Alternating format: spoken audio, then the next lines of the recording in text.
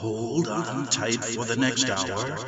You're entering into a place, a zone called the alternative to the alternative media.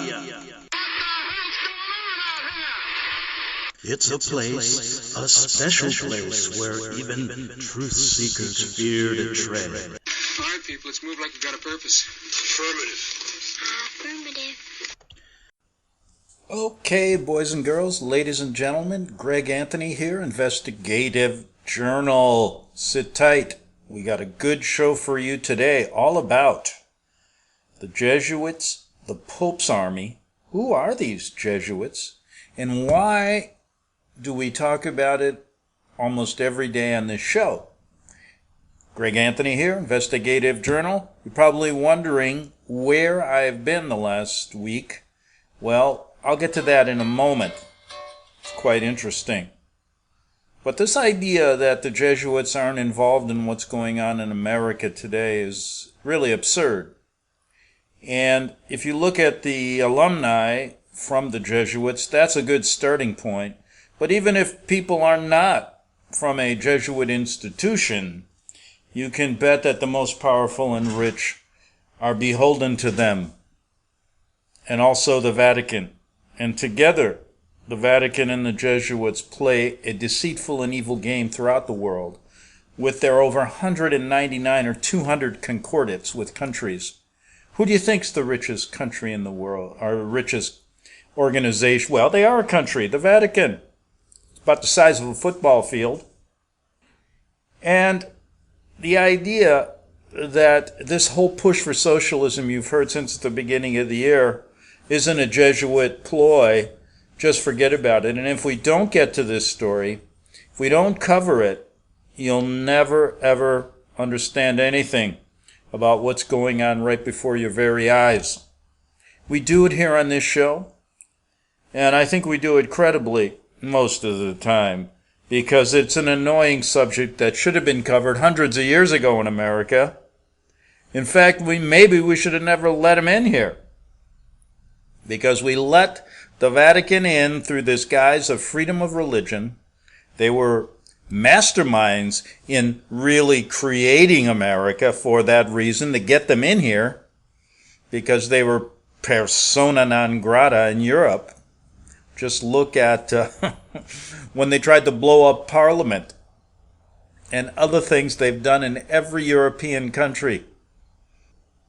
And so you wonder why no one in our government, whether they're on the left, those crazy socialist leftist party now, or whether they're the MAGA hat right wing in America, make America great people, no one discusses this subject. And then both of them rail that there's no freedom of the press anymore. Well, hell, I could have told you that 30 years ago. There hasn't been freedom of the press since this country has been formed. Ask Ben Franklin, who was probably a Jesuit scoundrel himself, who ran the first newspapers. There wasn't much about them in here, was it? Maybe John Adams said a few words here and there. It is just hilarious that people still will not deal with this subject head on. Oh, they're more worried about gender equality. They're fighting about whether Joe Biden put his, kissed a girl's hair, or they're worried about the border. None of this stuff is ever going to be solved until these people are outed, and that's never going to happen because they control everything. I mean, it's insane. Let me get to where I was the last week or two. Okay, sorry for not being here, but I'm sure you listened to some of my old shows that have been replayed. But I spent a lot of time on the border, and specifically in the area of San Diego and miles upward and downward. Talked to a number of people, saw a lot of different things. And then I had direct communications with several people from Venezuela. And one through a friend of a friend who I've known for a long time, giving me the straight and narrow of what's going on there. Well, let me tell you the border situation. We hear this idea that there's an invasion. Well, there's always been an invasion, and the reason there is, now this idea that people are coming in left and right, yes, there's more now, but it's never going to be solved with just a wall. You can put a wall up, but the real problem is the laws in America.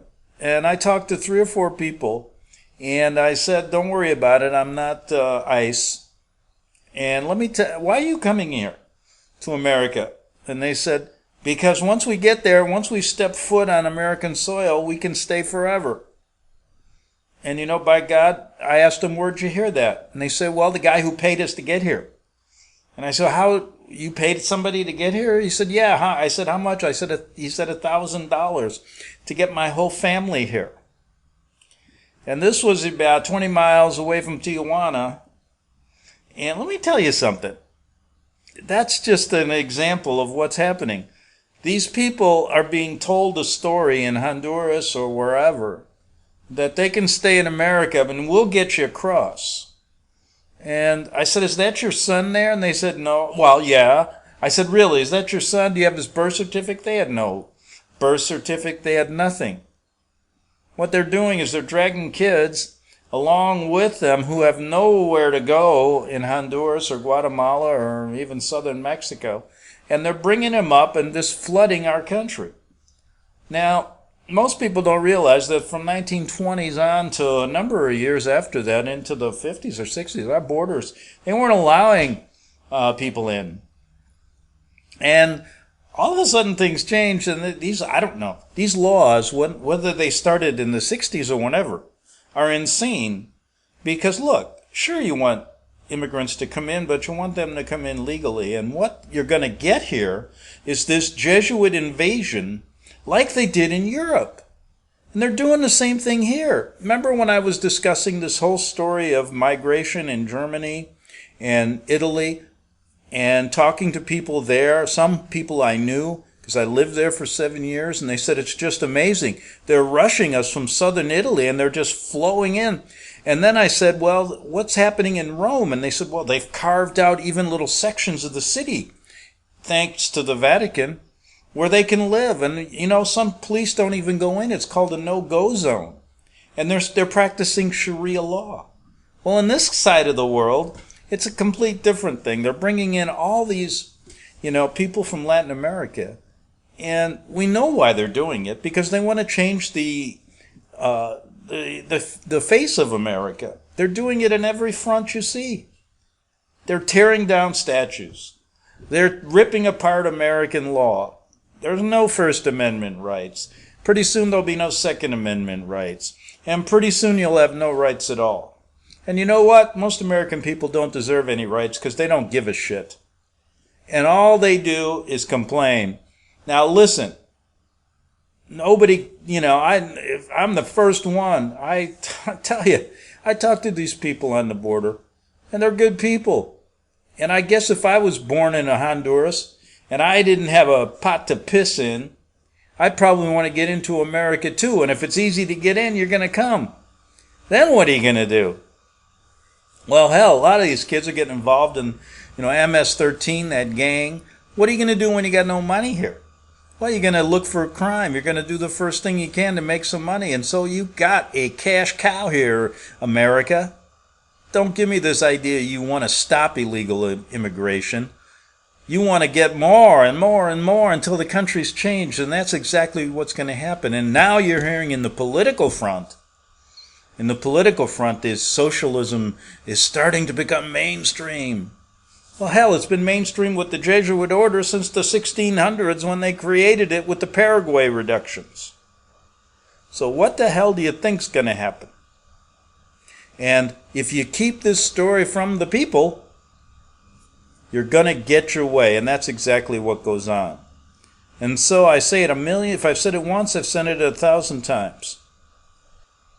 The left and the right, the Republican and Democratic parties work together. Oh, on the surface, they're fighting like cats and dogs. But you know something? Behind the scenes, they're good old buddies. All of them. Going up and kissing the Pope's ring. Hey, did you see that video? The Pope's not letting the people kiss his ring. Remember? You ever see that video now when people are coming up at church to kiss his ring? Oh no, they won't let. He is pulling his hand away. But I wonder if he lets, his satanic brotherhood kiss his ring when they come to visit him down in that area of the Vatican where they still take kids, and sacrifice little kids. Yeah, I'm sure he doesn't mind that. But that's the kind of world we live in, isn't it? So anyway, I was talking to this gentleman in Venezuela. He lives about, he lives in the countryside out of Caracas, a good ways away. And for 3 days I talked to him, and he was given lights 1 or 2 hours a day, has no food, has no water, running water. He said the kids are dying in the hospitals. He said animals are just keeling over. He said nobody's farming. He has to go and scrounge around for food. And this is Venezuela, not far from here. Not far from where we live. And if you went 10 years ago, 15 years ago, I can remember talking to people that Americans, remember, I'm always in this idea, I got to get out of America, right? But I remember talking to people who were trying to get me to live in Venezuela. Yeah, they said it's a beautiful paradise. And they were living down there, I don't know, it's maybe 15 years ago. I wonder what happened to them. And do you think that isn't a Jesuit instigated situation down there? Or at least they provide the information how to do this, and then they got their underlings working. But my case in point is the Jesuit general right now is from Venezuela. Right, he was appointed in 2016. And it's really crazy because normally in their hierarchy, the Jesuit general remains in office full-time until he dies. But lately, we've had a rash of resignations. First, we had Hans Kolvenbach, then Adolfo Nicolas. And now we get the third Jesuit general from Venezuela, all in a matter of about, 8 years? And isn't it interesting that we've had a pope resign as well? That's uncommon.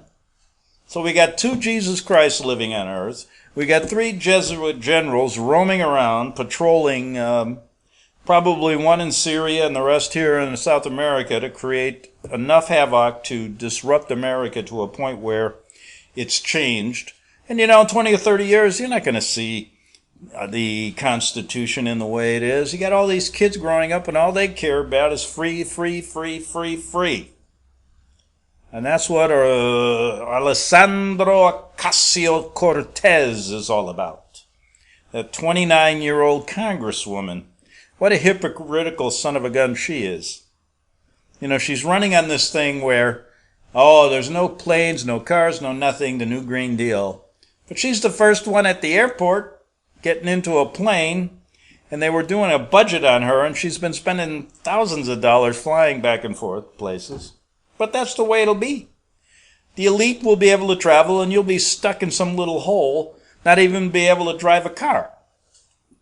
So, another hypocritical thing about her. She started, all of a sudden she came up and she's got these, there's the campaign finance group are saying there's so many irregularities with what she did to get money. She started these LLCs and doing all this kind of shady stuff with another person that she works with from Silicon Valley, right? She's from New York. And so she's a hypocritical thing, a socialist, but she's like taking thousands of dollars from people through crazy organizations that are possibly campaign finance. You can't believe these people one bit, but you can believe me here, because this is all rooted in the Jesuit situation. And what I'm saying is, you got to understand who they are. Forget about the idea that this is Catholic bashing. It is not going to, pretty soon it'll be hate speech. Anytime you say anything like this, they say hate speech, hate speech. It's only hate speech because they don't want to hear it, And they figure, hey, we can muzzle this guy by saying it's hate speech, right? Well, it ain't hate speech. Okay, so listen, I'm spending the weekend across the border. I'll be in Mexico most of the time, interviewing people, talking about this, also having some good food, I might add, and some good times. And I will report back Monday, and you got to come back Monday because I'm going to have a great show. I'm preparing a good show on the Jesuits, and I want to do it all concisely in 1 hour. But let me get to this right now, because I'll tell you what, I am going to turn it over to somebody else here for a while to finish this show, because I've had it. And I've got to get out again. I only have like 15 minutes here, and then I'm going to turn it over to somebody to finish the hour, because I got a lot of work to do here in Mexico to really set the record straight, because you're hearing a lot of stuff from both the left and the right that's really not true. And there's a happy middle ground here that I'd like you to hear about. And the real reason that this is all happening is a lot of money being poured into Guatemala, Honduras, and other places that's bringing all these people to America to basically create this chaos and tension. And do you think that Congress would ever put together good immigration laws? Never, never, never, never. Okay, I'll see you back Monday. Okay, I'll confess to you, I have not watched or listened to this presentation video by Chris Pinto. I used to have him on my show many, many times years ago. And now, frankly, I'm just getting too lazy to call people, so I just look for them on the internet. Everybody has their own channel now. So I interview them. I'm going to tell you the same thing, right? My questions aren't really earth-shattering. Let's listen to what Christian J. Pinto has to say.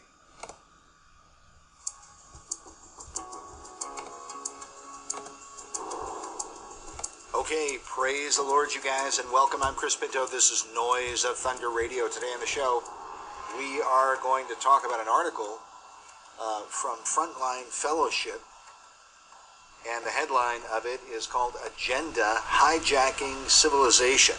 Hijacking Civilization. And this is based on the research of Dr. Peter Hammond.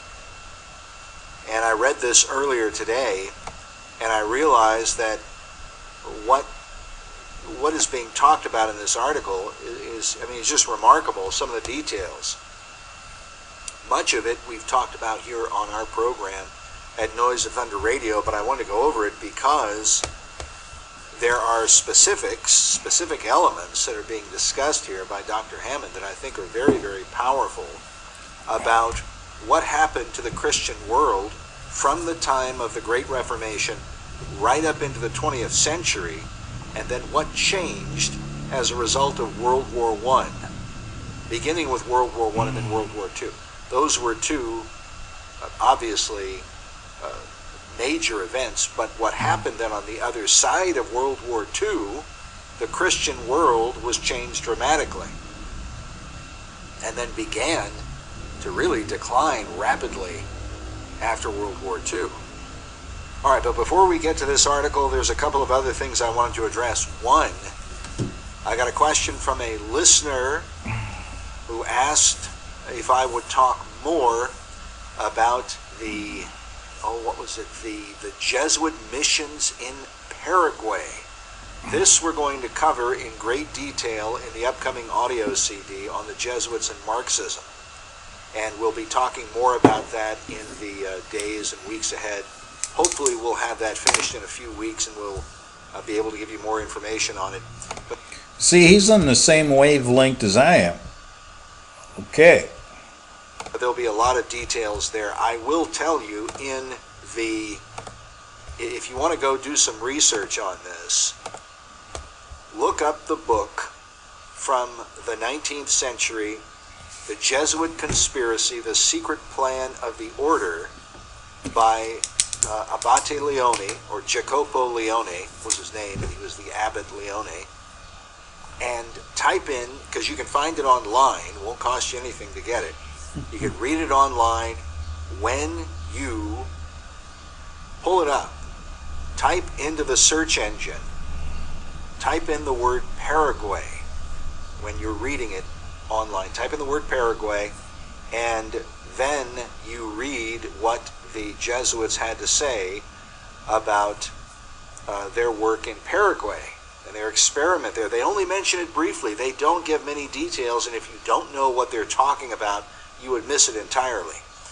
But what they're referring to is the fact that they developed communism in the Jesuit reductions in Paraguay. And then, and this is all being discussed in their meeting in Chieri, Italy, back in 1825, but the account, the dialogue, is being published in the 1840s by Leone, because he claims to have overheard it all. Well, when you read what they're talking about there, they then go on from the Paraguay quote to talk about world domination. So I'll give you that as a clue for those who want to investigate it further. But we'll be talking a lot more about that in the upcoming audio CD. Okay, another issue I wanted to address was from our friend Stephen Avery, who posted on our Facebook page the last show, an update on Codex Sinaiticus debate. That's what I called the show. And so I gave a review of it and went over a quote from the 19th century having to do with the last 12 verses of Mark and the fact that it's the same scribe who did the New Testament portion of Codex Vaticanus is also the same scribe who is said to have done the editing for the shorter ending of Mark in Codex Sinaiticus. Okay, you got that? You got that straight?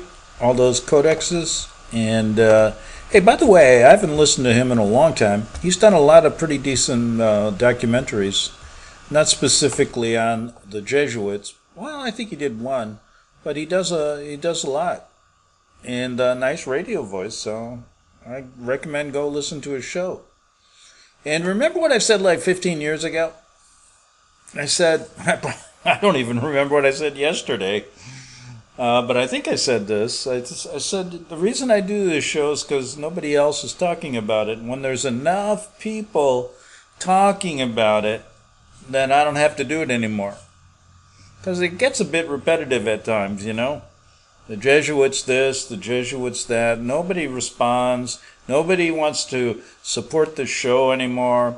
And perhaps it's a lack of energy on my part. Perhaps it's a subject that, you know, the mainstream or the advertisers, the closer we get to the truth, the farther away the people that really don't want to, you know, get their teeth into a story drift away.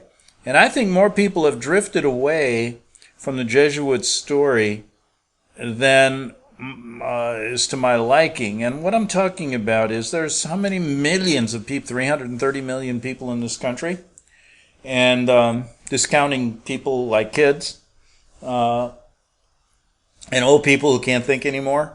So I don't know how many there are, but there's hundreds of millions.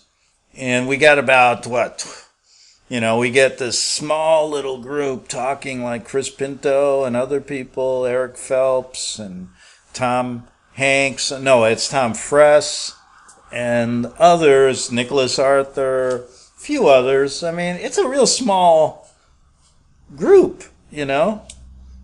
And why hasn't the story grown by leaps and bounds? Because it is a damn good story. It's because it has been silenced by the powers that we talk about, these Jesuit powers and the people that work for them, both Trump and Obama and Clinton.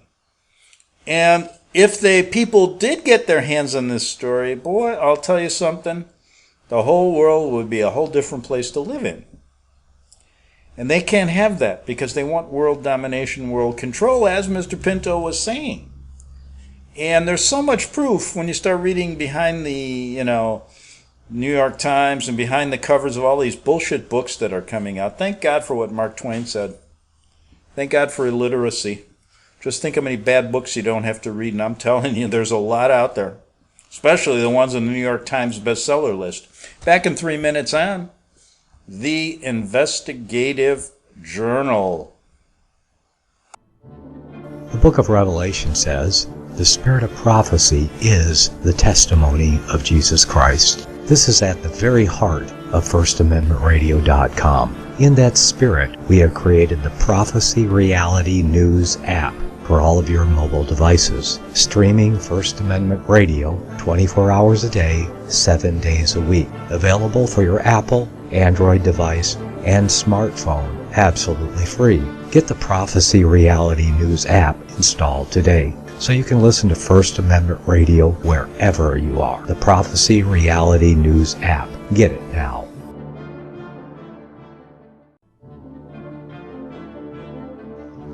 Visit crosstheborder.org, C-R-O-S-S, crosstheborder.org, to get your print, EPUB, or PDF version of Nicholas Arthur's new book titled When the Third Temple is Built. That's crosstheborder.org. When it comes to prophecy today, much of the evangelical Christian world has their eyes on Israel, waiting and watching to see when the third temple will begin to be built. The plans are drawn. The Jewish people are eager. Most evangelical Christians today believe that the rapture will happen before the third temple is built. Hi, I'm Michael Eugene. I was taught that Daniel's 70th week was in the future. Is that really what the Bible teaches?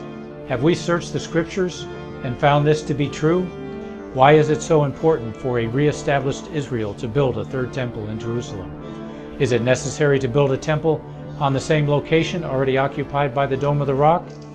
Is it necessary for sacrifices to take place in the temple on Temple Mount? Is there really a rapture followed by 7 years of tribulation? What is the New Testament temple?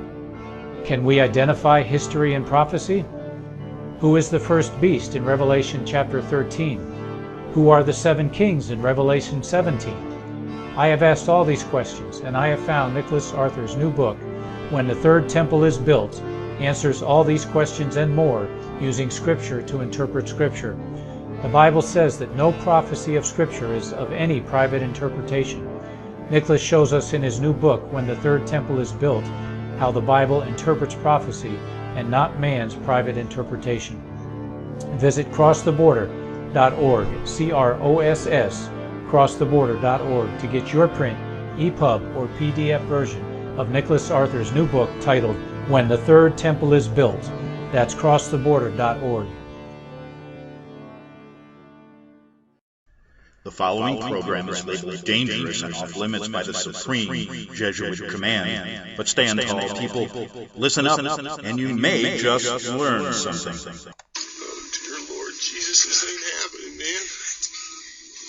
This can't be happening, man. This ain't happening.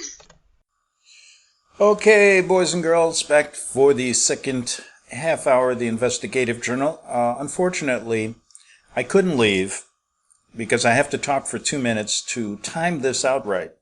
Because I've done 5 minutes of his 27 and 53 second presentation. Now I have to fill in a couple minutes. And sometimes a couple minutes seem like a couple hours. You know what I mean? That would be like spending, what's the last time you went somewhere with somebody that you spent 2 minutes with and you felt like it was 20 hours?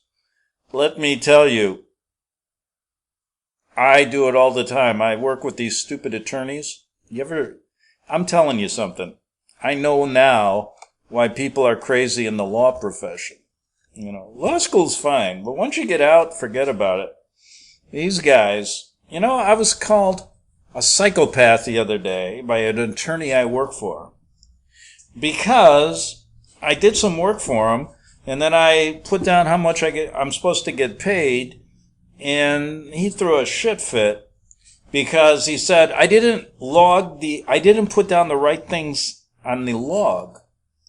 And I said, well, the reason I didn't is you provided a little space on your Excel form that I couldn't fit in, but I sent you an invoice with everything detailed, but that wasn't good enough. So anyway, we got into a big discussion. Remember that movie, the hell was it, Erin Brockovich, where she was this paralegal who was a really good researcher, plus she had a nice body and she can get a lot of things out of clerks and other people. Well, she worked for, I think, a guy by the name of Mazarian or something. I remember him from when I was in L.A. And They got into arguments like you wouldn't believe. They'd yell and scream, and he fired her 3 times. But in the end, she was the one who did all the work. And he rewarded her with $1 million check after they screwed over P&G Electrical Company or whatever, and all these people were sick and they got money. And so that's the legal business. It's all for money. But these attorneys, I work for them, I know them well. Some of them just like to dish it out, but they don't like to pay out, you know. It's a natural thing. But you'll always get some money because you can go to the Bar Association and say, hey, this guy's screwing me over, and they don't like that. That Bar Association is funny. I think really it got its name from the bar that they really all attend, And I guess I shouldn't be too critical because, what the hell, I chose to be a lawyer myself, didn't I? I think I did. Yeah, I think I did. Well, law school was great, but the rest of it, forget about it. Forget about it. But anyway, let me get back to Chris Pinto here before I forget what the hell I'm doing. Hey, by the way, see you Monday. I got a good show planned. Have a good weekend. And do everything you really want to do on the weekend. Be with the ones you love, etc., etc. And also, make time for your animals, especially if you have service dogs like I do. I got 6. Yep, I got a new one. I'm going to show you a picture of him someday. I've never had a dog, a puppy. He was almost dying on the street, and we took him in. And he's now back to health. Cost me a left arm and a leg. But anyway, I still have 1 arm and 1 leg, right? Now he's back to health, eating like a horse. And he's got 1 ear that stands straight up and 1 ear down. I think he's been listening to my show too much with his right ear that's down. Okay, let's get to Chris Pinto here on the Investigative Journal. Come back Monday. Please come back. Somebody, at least 2 people. Here we go. It's the same scribe that worked on both. Now, the comment from Stephen Avery is, he says... What does he say? I shut him off. He said, and of course the theory, he says this, he says there are problems with this theory. The most glaring is that the Vaticanus manuscript was known to omit the mark ending before 1800. Thus, the same scribe theory is difficult to harmonize with mid-1800s tampering of Vaticanus. Now, what he seems to be saying is that the theory that the same person who was working on Codex Vaticanus was also the guy who went in and did this editing on Codex Sinaiticus, he's saying it's difficult to harmonize. I personally, here's why I don't necessarily agree with him. I understand what he's saying.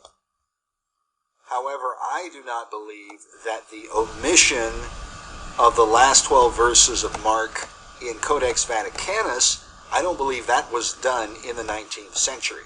So if there was tampering with Vaticanus, I don't believe that was the tampering. I agree with Stephen Avery that it was well known that the last 12 verses of Mark were not there even prior to the 19th century. So Vaticanus was the one manuscript that deliberately omitted the last 12 verses of Mark. The question was why? I believe that the omission was engineered, however, in Codex Sinaiticus deliberately to make Sinaiticus match up with Codex Vaticanus. That's what I believe. I think Stephen may be referring to a theory by Dr. David Sorensen, perhaps, and we did pull a quote from his book, but I don't necessarily agree with that theory, if that's the case. If that's the case. I have not yet finished reading or even read the whole book by Dr. Sorensen. So, bear that in mind. However, how could the same scribe who worked on Vaticanus, the New Testament portion of Vaticanus, also have been the scribe that made edits to Codex Sinaiticus? How could that be the case if Sinaiticus was produced in the 19th century, which we believe? Well, the interesting feature about Codex Vaticanus that you have to remember is that Vaticanus has been completely overwritten. Completely overwritten. Whatever the original, and some portions of it have been overwritten so many times, according to what's reported, that paleographical analysis, they say, is virtually impossible in certain portions. So it was originally created somewhere, but then it's been overwritten. How it's been overwritten is, to me, somewhat of a mystery. Was it overwritten just to darken the letters that were there? Did somebody scratch away portions of it and then write over it? I mean, all of those are questions that would need to be investigated. However, the official story with Vaticanus is that it was completely overwritten in the 15th century by a 15th century scribe. That is according to Dr. Scott McKendrick at the British Library. That's a quote from Dr. McKendrick. Now, was the overwriting all done in the 15th century, as they say? Or was that overwriting, a lot of it, done by Cardinal Mai and possibly calligraphers in the Vatican working with him in the 19th century? And they simply said, oh no, this happened back in the 15th century or whatever, when in fact that's not the case. That's a speculation. And if Vaticanus was tampered with, that's how I believe it was tampered with. And if we had more time, I'd go into all of that. In fact, I probably need to do another show talking all about this, because there are multiple reasons to believe what I'm saying, not the least of which is that when Tregellus, Samuel P. Tregellus, was at the Vatican and he saw Codex Vaticanus, they would not allow him, he said, to look too closely at any single page. Every time he looked too long at a single page, they came and grabbed the manuscript away from him. That's what he said. Now, why did they not want him to look too closely at it? Perhaps because he might have noticed that the ink was still drying in certain portions of it. That is part of my speculation. So I believe that quite possibly and quite probably, especially if you study the history of Vaticanus, and every time anybody tried to do a collation of it, anytime anybody tried to document it or organize it or anything like that, they always said the same thing. Oh, it was a very poor job that was done, etc. So everybody always did a poor job on it until it gets to Tischendorf. Then you have the 365 variant readings that were mentioned by Sepulveda to Desiderius Erasmus. Some people say that he sent those readings to Erasmus, and yet while there's a record of the 365 readings that Sepulveda referenced them, yet nobody knows what those readings are. Nobody knows what those readings are because they've been lost, apparently, or misplaced. Well, wait a minute. The Vatican keeps everything. They keep everything. How do they misplace these 365 readings? That just doesn't make any sense. Then, Vaticanus is published now to the world in the 19th century, and what do all the scholars say? They say, oh, well, it's very different than what we thought. It's very different, and why is it very different? Possibly because it had been changed over the 30-year period that Cardinal Mai was working on it. That may be why it was so different from what everybody thought. Everybody had thought it was a Latinized Greek text, and it had been dismissed by Erasmus as a forgery, a corruption, whatever. And people thought it was a Latinized Greek text. Now it shows up and they say, oh no, it's this Alexandrian text as part of a family, etc. Now they match it up with Codex Sinaiticus. So it was very different from what people thought prior to the 19th century. How did it get to be different? Is it possible, and I think it is very possible, that Cardinal Mai and possibly calligraphers working with him did the overwriting of it, and when they did the overwriting, they made certain changes. But I don't believe the last 12 verses of Mark, omitting those verses, I don't believe that that was one of the changes that they made, just so we understand. I think the omission of the last 12 verses in Vaticanus was already there, but I think they did deliberately remove those verses from Codex Sinaiticus so that they could make it match with the Vatican manuscript. That's my general theory. Okay. Let us move on now to this article by Dr. Peter Hammond called Agenda Hijacking Civilization. Now, Dr. Hammond shares our view that civilization, what we call civilization and the free world, was in fact established by Christianity as a result of the Great Protestant Reformation. This is what led to the great reforms, moral reforms, well, first theological reforms through Luther and the reformers of that time, and then the widespread publication of the Bible, and then this led to political and moral reforms as well.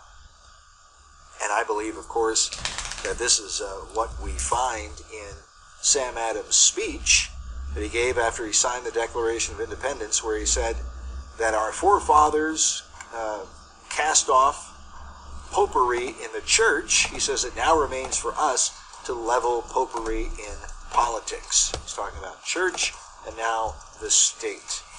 That was the understanding of history. And this is part of what Dr. Hammond talks about in his article. He does not mention that quote, but I think what he's saying amounts to the same thing. All right. You know something? I hear music, and being really one of the best radio broadcasters in the world, very humble beginnings too. When the music starts to play, I know they're going to take a break. I figured that out a long time ago. And you don't think I'm smart? Think again. But anyway, the reason I broke in here, and he broke, not only because he was going to take a break and go to the bathroom or something. That's what I usually do when I take a break. I'm not saying he does, but that's one of the things you can do. I used to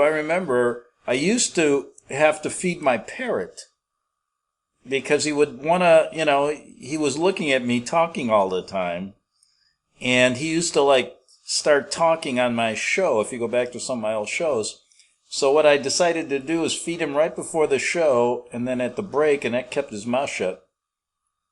So, anyway, let me give you something to think about here. He was talking about Martin Luther and the Christian world paved the way for civilization. Now, do you realize that that's probably right? I mean, it could be wrong. I mean, it could be right. But let's think about what the possibilities really could be. First of all, I always start with Martin Luther. He was a Catholic priest. Was he set up to do that? Because the Vatican likes to have enemies. So if they push a movement out there like Christianity and the Protestant Reformation, they can create that Hegelian dialectic conflict, right? Then they can kill all the Christians. And then they can say that the Christians are, if you read the history books about the Vatican was justified in doing it. That's the way they talk about it. The Reformation gets kind of a bad name. And now the Reformation doesn't even exist. The Vatican, they had a big celebration last year, something on the anniversary of the Reformation, and they're all together, all the Protestants and the Catholics are together. And who's taking over? Not Christianity. No. So, you know what? Think about every angle. I can't say that's the way it is, but it's worth thinking about. And was Martin Luther a Jesuit in disguise? Just a thought. Don't get mad at me and throw rocks. Okay. So let's get back to him. I hope he's done in the bathroom. Okay, Chris is back. And here we go. Okay, we are back. Praise the Lord, you guys. I'm Chris Pinto. This is Noise of Thunder Radio. Thanks for staying with the show today. Today we're talking about this article on hijacking civilization. Now, it starts out, I just want to read the opening line. It says, quote, globalists have used wars economic depressions, recessions, and population control to undermine Western civilization and bring about their new world order.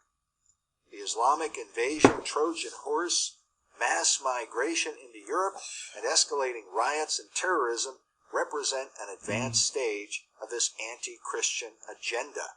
And what I really like about Dr. Hammond's perspective on all of this is he recognizes, brethren, this is an anti-Christian agenda. That's specifically what it is. This is the forces of Antichrist coming against Christian civilization. No question about it. For those who have not seen our film, if you want to see a film that will show this to you biblically and then in history, if you haven't seen Megiddo, The March to Armageddon, Bible Prophecy and the New World Order, which was the first documentary that we released years ago, many of you have seen it. But if you haven't seen that, it's worth watching, even though it's our first film. We're using 3D animation and things like that. But there's some very powerful information. You get the outline of prophecy on the one hand, but then you get a lot of detailed information about the globalist movement and all of these different quotes from history, from famous figures who have been promoting globalism throughout the 20th century, now into the 21st century. And you see that this is a movement that's been going on for decades. And there's been this driving ambition to create this one world system. And the reason they say that we have to do it is because if we don't have a one world order, then the world is going to blow itself up with nuclear bombs. So the idea of this nuclear threat as the driving reason, this is the number one reason that they gave throughout the 20th century, that man will destroy himself if he doesn't come together and have a one world government. Well, the problem with that whole thinking, biblically speaking, is, of course, that Jesus says it's not going to happen. He says, except those days be shortened, there should no flesh be saved. But for the elect's sake, God has shortened the days. In other words, God is going to intervene. God is not going to allow all flesh to be destroyed on the earth. That's not going to happen. Now, that does not mean there could not be some kind of nuclear exchange that would be devastating. We all agree. Doesn't mean that at all. It does, however, mean the promise we have in the Scripture is that no, mankind is not going to completely annihilate himself and the earth. God is not going to permit that to happen. All right, now this next point made by Dr. Hammond, he says demographic engineering. He says, quote, through aggressive population control tactics promoting birth control, abortion, sterilizations, and massive propaganda of overpopulation. One of the things we talked about in the Georgia Guidestones documentary, Dark Clouds Over Elberton, is the number one concern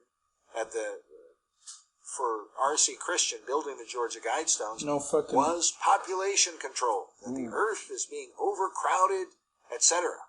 Now, of course, anybody who's done studies on this knows full well the overpopulation scare is nonsense. It's complete nonsense. What they do is they go into crowded cities where you have a bunch of people jammed into one small city. And they show this film and video footage of this kind of thing, and they give you the impression that, well, the whole world now is overpopulated. No. What's happened is you've just got too many people jammed into one city. Too many people that all want to live in the same place. The thing to do is to go out and build more cities in these undeveloped parts of the earth, and there are many of them.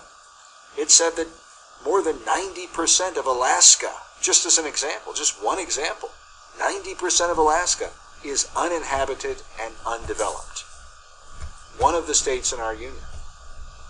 Go online right here in America and type in land for sale in America. And you can go in all the states of the union and you will just find thousands and thousands of acres of land for sale.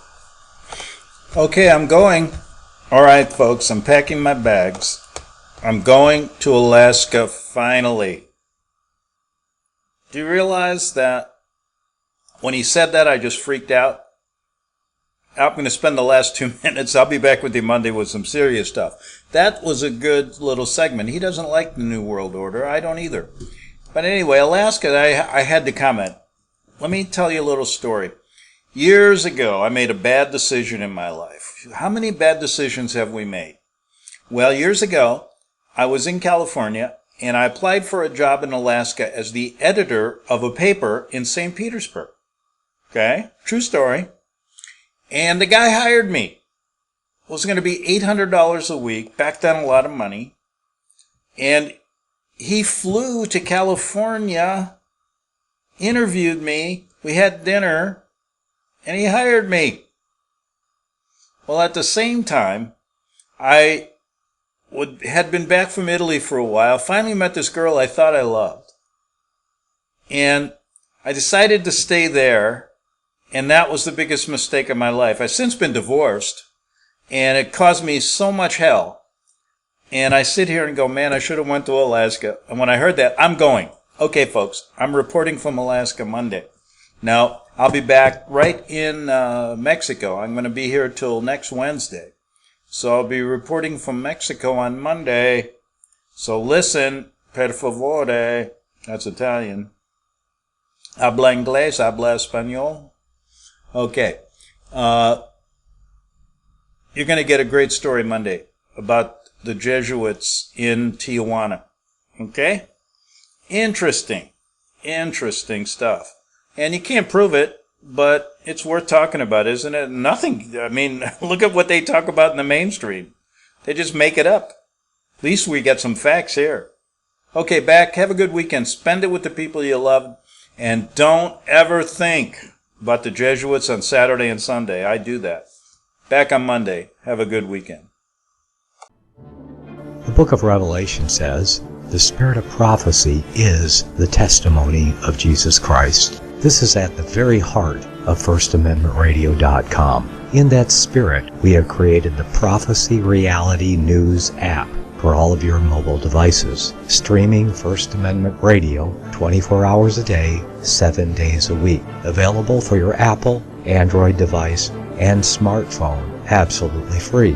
Get the Prophecy Reality News app installed today so you can listen to First Amendment Radio wherever you are. The Prophecy. Since the beginning of time, kings have sought it, nations have fought for it. It has been traded, it has been borrowed, it has been purchased, it has been stolen. There's a reason for it. To secure the blessings of liberty to ourselves and to our posterity. Invest with the security of gold and silver. Call Discount Gold and Silver Trading at 1-800-375-4188 or visit discountgoldandsilvertrading.net. Listen to Financial Survival with your host Melody Cedarstrom right here on FirstAmendmentRadio.com at 4 p.m. Eastern or 1 p.m. Pacific Time. Visit discountgoldandsilvertrading.net or call Discount Gold and Silver Trading at 1-800-375-4188. Toll free 1-800-375-4188.